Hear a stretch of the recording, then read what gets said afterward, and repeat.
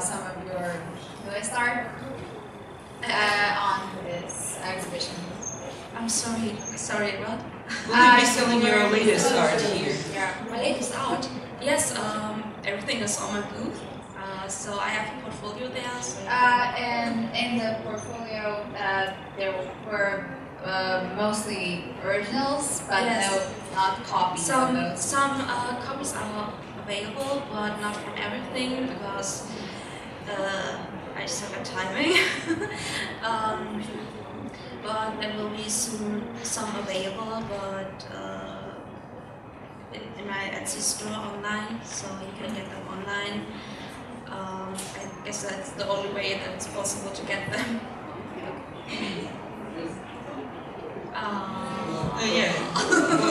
Sorry, are you self-taught or did you study art at university? And do you think it's better to learn to draw and to master art at university or just to practice yourself?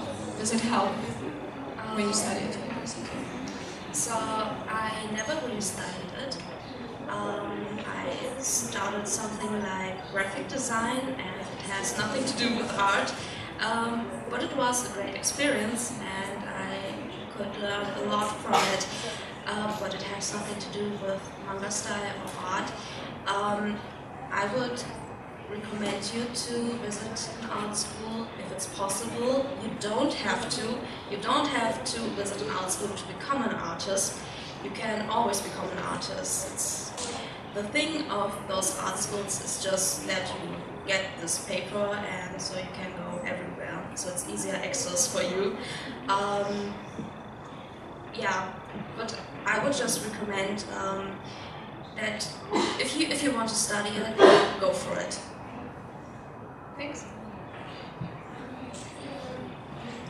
Do you think it's important to study the human form before you start drawing anime? Because some teachers are really just mean and discourage the art style entirely. But I think if you get better at drawing human proportions realistically, maybe that can help you to make your art better.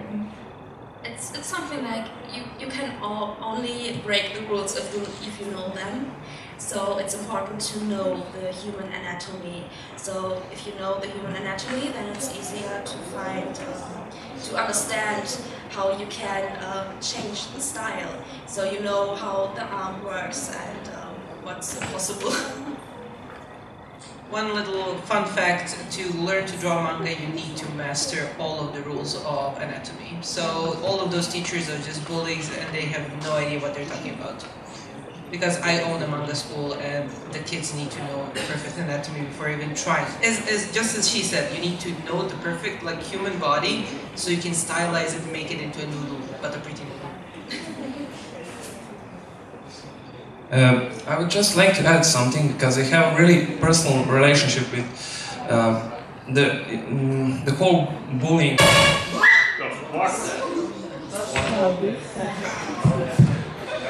I don't think it was this microphone. The whole thing about bullying and your drawing suck and that. When I was a kid, I used to draw a lot, every day. I had boxes full of drawings, and during my growing up, a really toxic person managed to convince me that I couldn't draw, that I wasn't good enough. So gradually started drawing less and less, and at one point I stopped drawing because I just started to believe in it.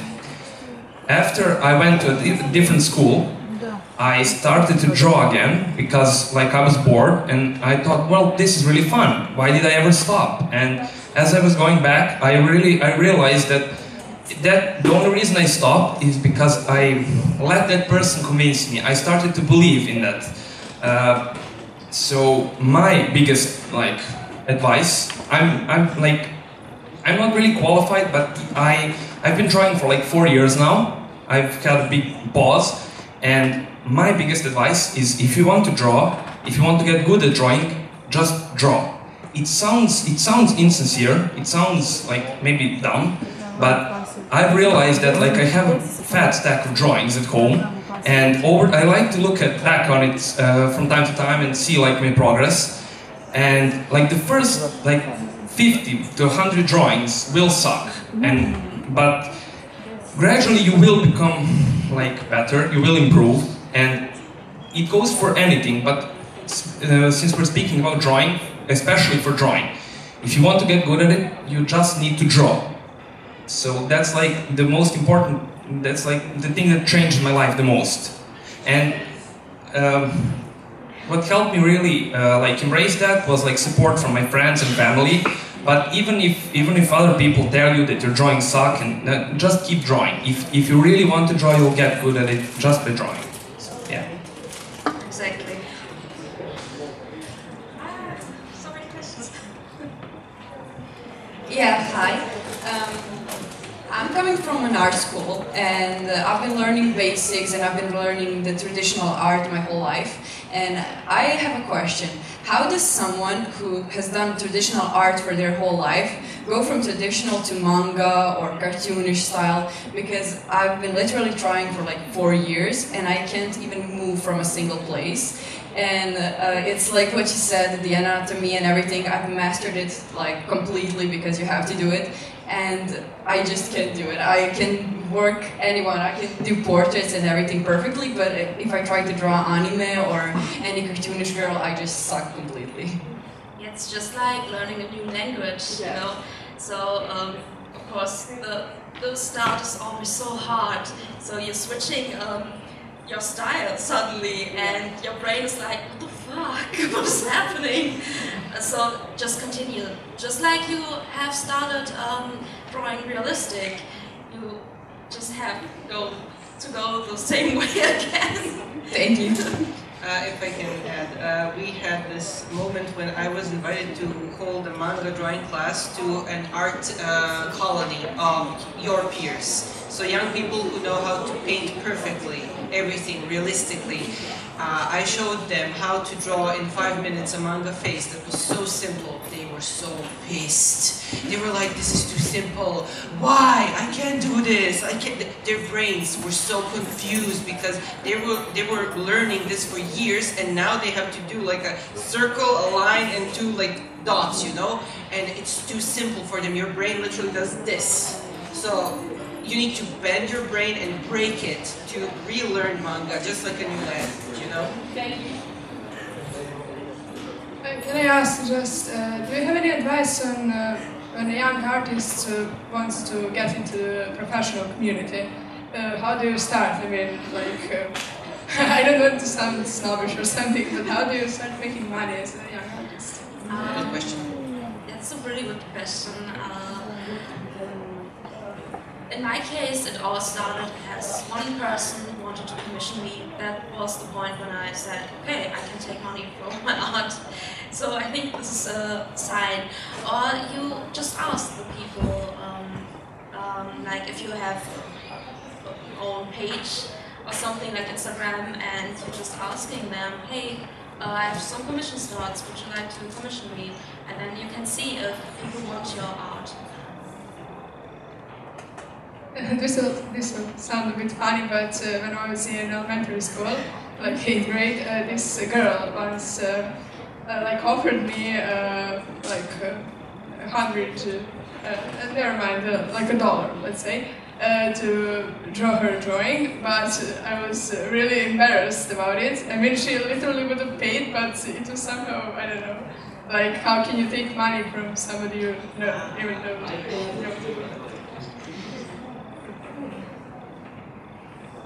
You don't have to answer that. It's just an addition. Thank you. Yeah. Do you think art is a thing that should be graded in school, like other subjects? Do you think art should be graded in school just as other subjects like history or geography? Because some teachers I've met, they say, I'm an art teacher, but I don't honestly believe in grading because you can grade someone's what he thinks of his art. You can really grade art. There's not like a scale, it's good or bad. Rating art is pretty difficult, I think, because most teachers just want you to draw the same stuff they're showing you and then rate them. but this is not how art works for me. So I think the only thing you can rate is the effort somebody takes, and it's just effort that you try to do it. And but I don't think that art should be on the same level as other thing like math or something. Grading. Yeah. That system. Okay. Yeah, I think art should be something where people can just be relaxed and just create something out of their minds without thinking about, oh, will I get a good grade for it or something.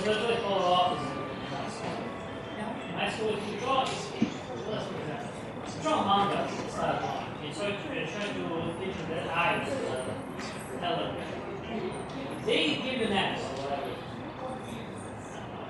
They give an answer and they immediately tell your parents will say that you are weak, that you are lazy, and you disrespect the teachers.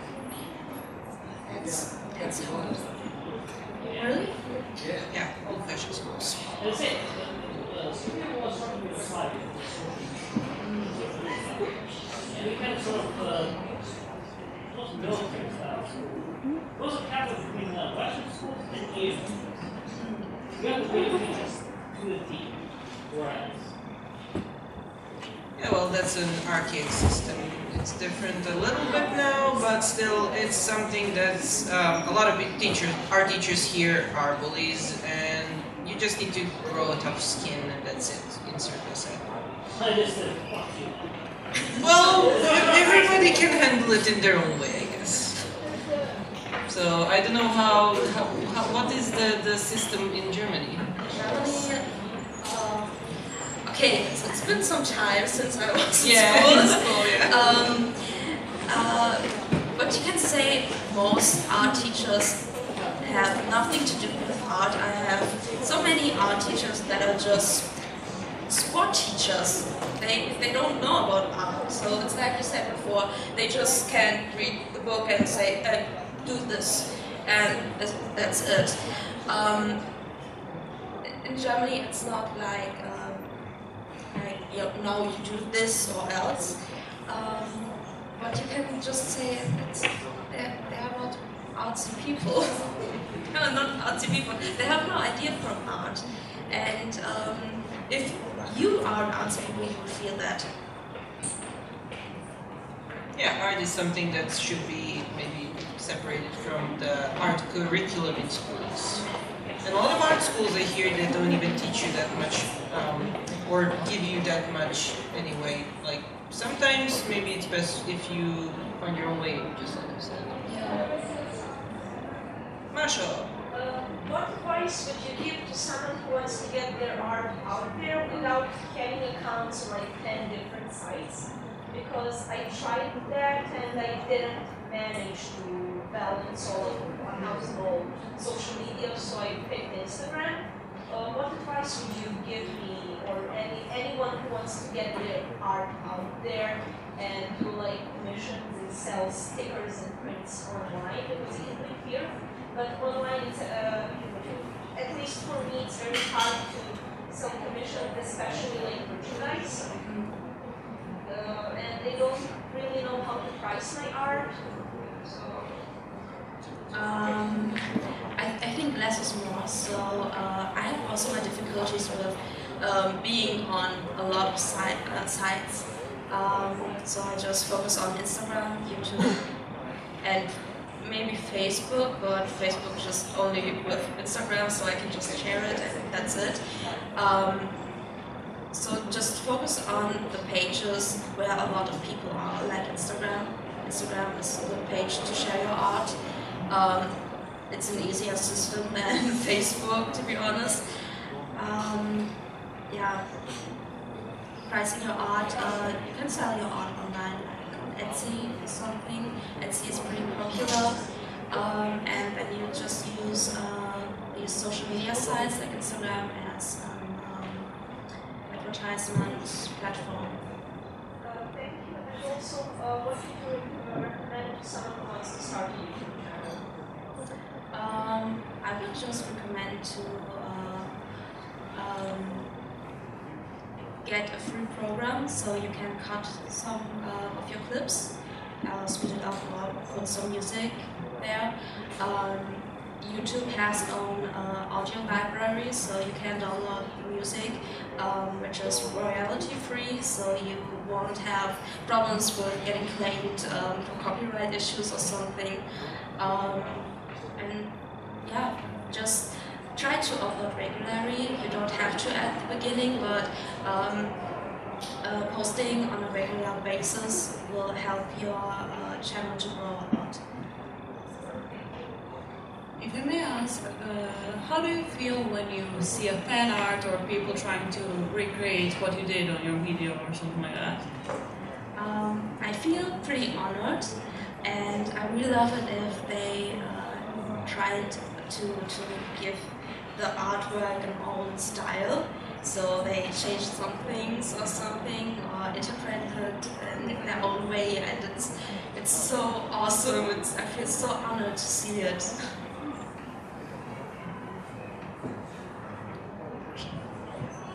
And yes, do you have any recommendations to artists who want to start doing commissions?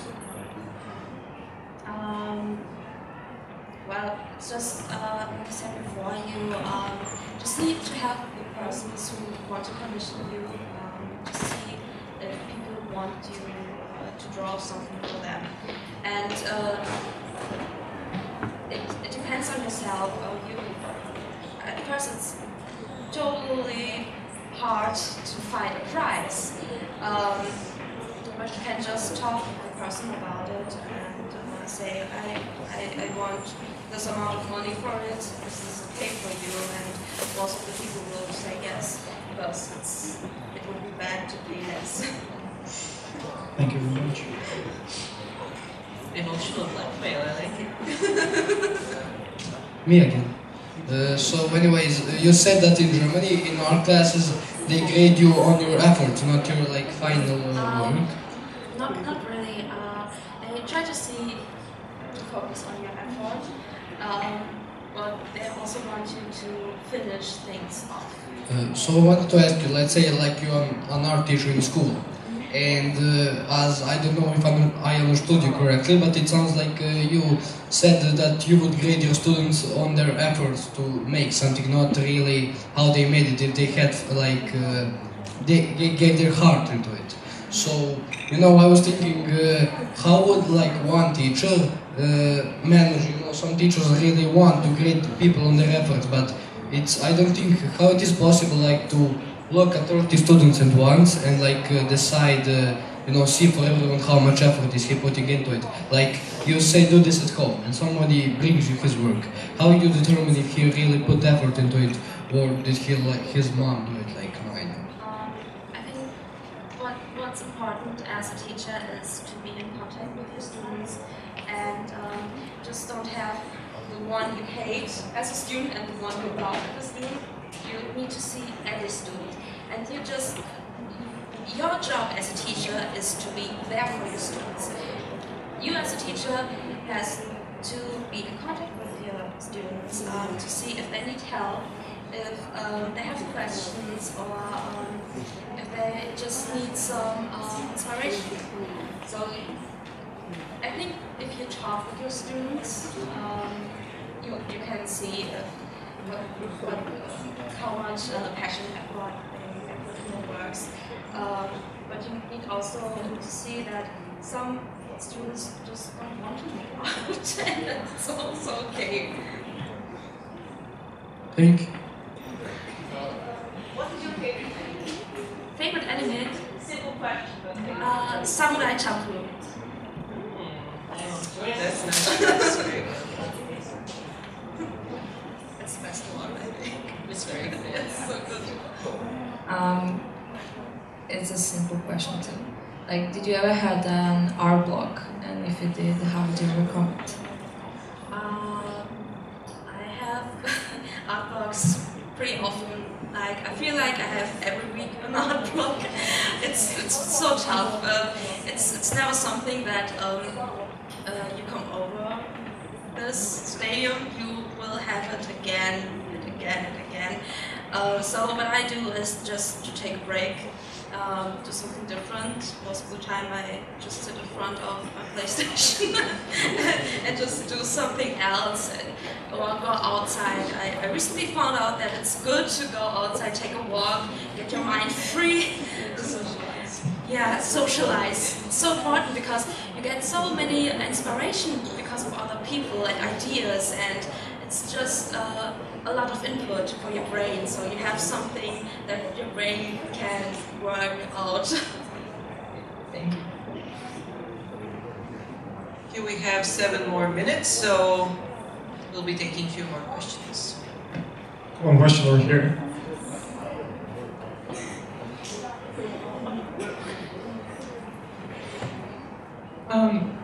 You're my inspiration for a really long time, and I've been watching your channel for a really long time.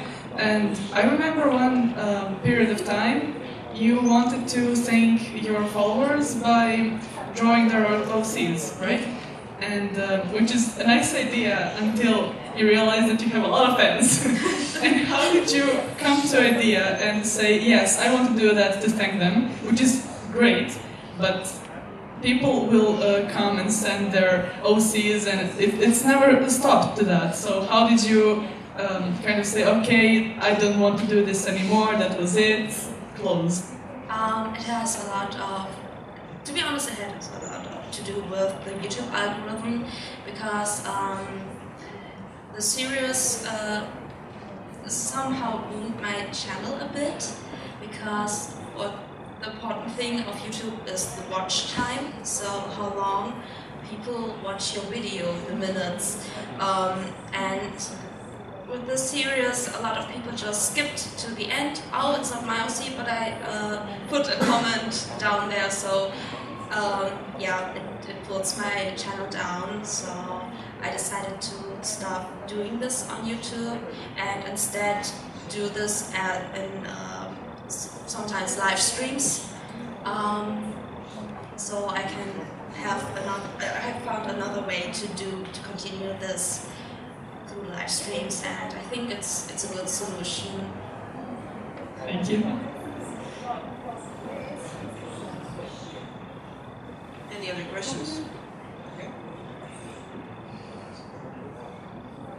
So I thought about what art is and the creativity we get from it, and I think people should actually more appreciate it, because, for example, you start drawing something and it's on your in your opinion it's not good, it's not that great, and you have tried the different angles and what you could change. So I think creativity is something really important, and I think it could help in a lot of situations in our lives to find different solutions to the problems. So that's all. So, does doing art professionally kill the creativity in it? Sometimes it can, but you need to find something like coming over an art block. It's similar to it, because you're doing things for other people and it can block you from time to time. So you just need to have something in your life where you can just turn up your brain. Thank you.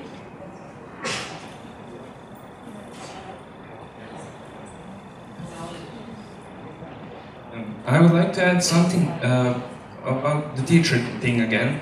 Like I want to give credit where credit is due, because I grew up with an amazing art teacher. She was a really wholesome lady who went above and beyond to inspire us to be creative. She went outside of the teaching plan. She practiced all sorts of different like techniques with us. The ones where you would like do crayons and black paint over it and scratch, so it would be colorful on a black background. Everything like, and that was also while I was slowly starting to like stop drawing. but I did stop drawing, but that was not because of her. What is important is I never stopped like being grateful for the support that she gave me, and something I'm realizing more and more is how much small gestures can go, like how much. Something is important, like any type of encouragement, and that's why I urge people, if you see someone, it's not just related to drawing, but on the topic of drawing, if you see someone, they can be a small child that draws some scribbles with a crayon, or it can be someone who's just doodling and they've never drawn before. I urge you to encourage them, to not stop, to like continue drawing, because we don't think much of the things we say, but they have an impact. They can go a really long way. So that's why I encourage you to do that. We have time for one more question. What is your favorite kind of aesthetic? I really like semi-realism, so a tiny bit of manga, a tiny bit of realistic art.